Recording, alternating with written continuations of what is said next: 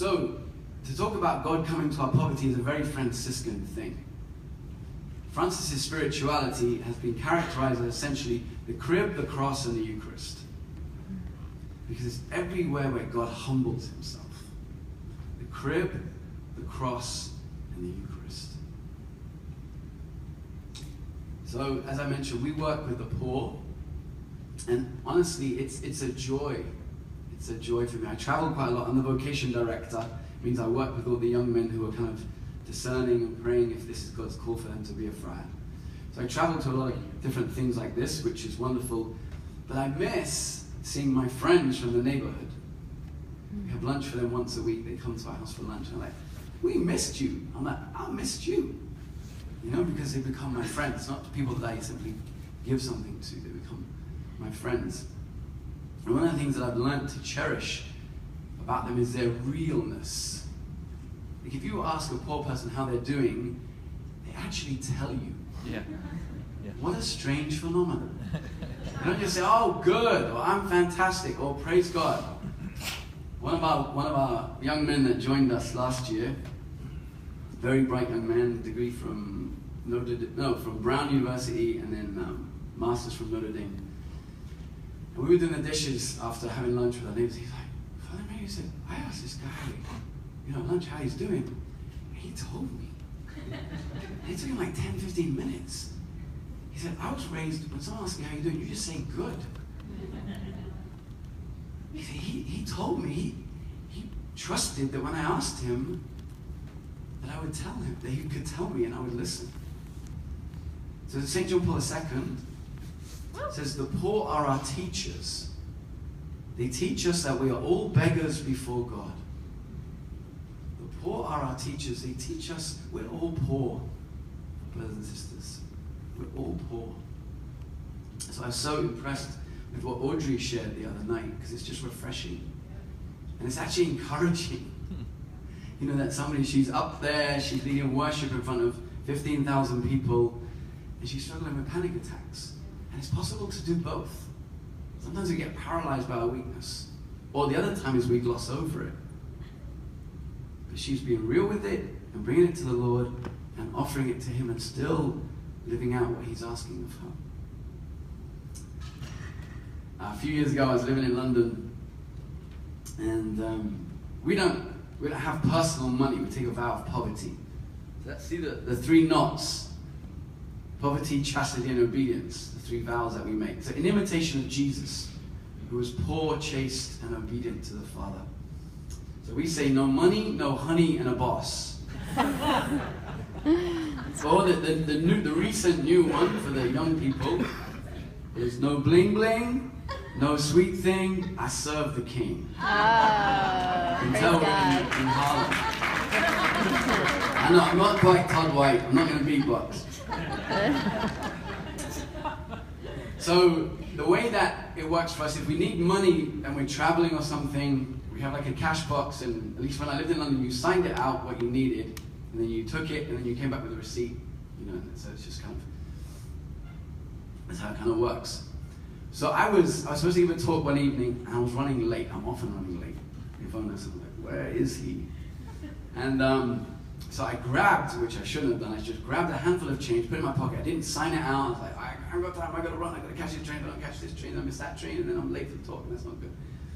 So I ran, and then I get to the station, and I'm going through the money, and I'm like, I am 5 pence short. It's like 5 cents. I was like, oh no. And now I can't go back, so I'm just kind of standing there like, And then I see a guy that comes to our soup kitchen. His name's Dave. He's a real sort of London guy. And he's like, all right, Father, how you doing? Hi, Dave. And I look at him and I'm like, Dave, you haven't got 5 pence, have you? And he looks at me and goes, shoes on the other foot now, Father.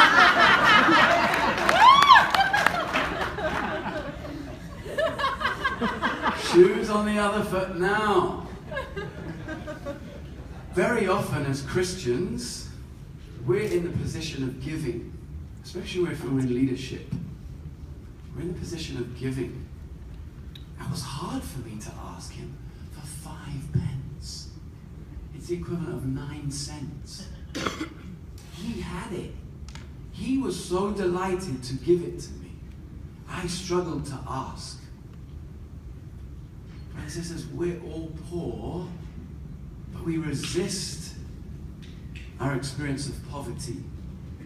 We resist it because we're taught from a young age in our Western, put together technological society to have it together. When someone asks me how I'm doing, I say good, even if I'm not good. Now, I don't mean we need to tell everybody all our life story every time someone asks me at work, how am I doing?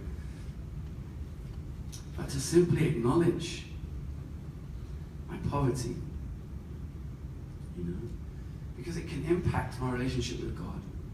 As I mentioned earlier, either we gloss over our sufferings with the Lord, or we don't turn to Him in real prayer because we're like, oh, this is painful. This is painful. So I just want to speak practically, like, okay, so how do I do this? How do I really come before the Lord as I am? The first thing, if I had Nike sandals, I would lift them up. I don't. Is just do it. Like, I hear a lot of confessions, and without mentioning anybody's confession at all, I know that people struggle to pray, and sincere believers struggle to pray. So just do it. Like, that's so, so important. Like that I make a commitment to seek the Lord early in the morning. There's that Rich Mullins song that Matt began the other night. I will seek you in the morning, and I will learn to walk in your ways. And step by step you'll lead me, and I will follow you all my days. I will seek you in the morning, not at lunchtime, not in the evening. I don't give God my leftovers. I give Him my first fruits. Amen. And we struggle with that because, Father, I'm tired. But you'll be more tired if you don't pray. Because the day will wear you out. And then you'll get to prayer at maybe 5, 6, 7, 8, 9, 10, 11 o'clock. You'll be like, Lord, it's been a tough day. And He's like, oh, I realized that. We could have made it a lot better. So that's the first thing I want to say. And it's been told to most of you 25,000 times. But we struggle to do it. We struggle to do it. And I just want to reinforce that again, that it's a non-negotiable to seek Him in the morning and to be quiet. Psalm 46 verse 10, be still and know that I am God. The first thing is to be still. I can't know that He's God if I'm not still. Be still. Very often people say, Father, I pray in the car, I pray on the subway, I pray walking to work. That's good, but it's not enough. If I have a conversation with you like this, it's very different than if you're in the car driving and we're talking. Because my attention is on the road. That's where it should be as well. You know? So people say, I listen to podcasts, great. You know, I listen to the Word, great. But it cannot replace that time of silence, a place of intimacy with the Lord. You and Him, undivided attention, face to face, heart to heart. So I want to encourage you, make a commitment to do this. Make a recommitment to do this. You cannot be a disciple without discipline. It's the same root word. It means to learn. You cannot be a disciple without discipline. Why do we struggle to be still? Well, first of all, our flesh isn't used to it in this modern world. We're so like, oh, my phone, my music, my life. So first of all, just to learn that it's not easy to be still.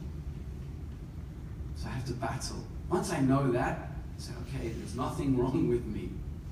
This is a struggle. It's going to be a struggle until I learn. Until I become comfortable with being uncomfortable. That's what they say in AA. And so when we're still, what can happen is the things that are in my life that are difficult, they bubble up. They bubble up to the surface of my heart. The things that cause me anxiety, the things that cause me pain, the things that I'm angry about. And also the good things. But often the difficult things bubble up. And they're often the things that I want to avoid. But it's actually where he wants to meet me. It's where he wants to meet me. God is reality. He is reality. And he can only meet me in reality. He can't meet me where I wish reality was. He can only meet me in reality. And the beautiful thing is that he's actually attracted to my poverty. He's attracted to it. I read a book about St. Therese some years ago. And I memorized this quote because it was so powerful for me. It is the sinner's misery that attracts God because it offers him an emptiness that he can fill. We don't believe that. We think it is the Christian's goodness that attracts God because he says to me, I'm proud of you. You've done good, because that's our worldly experience. But Jesus came to call sinners. It's not the sick. It's not the healthy who need a doctor. No, the good news is we're all sick. We're all sick in various ways. So that attracts God. But we struggle with it because of our humanity. And the closer we come to God, who is light and truth, the more we see ourselves as we are. That can be really disconcerting. Yeah. When you become a friar or any religious, Father Anthony's here, you do a period of time called a novitiate. It's a year and it's a kind of a real separation from the world. You don't go home, you phone your family. We phone our families 4 times a year on their birthdays, Christmas, and I think Easter. You can write, but I think it's limited. It's a little bit like prison.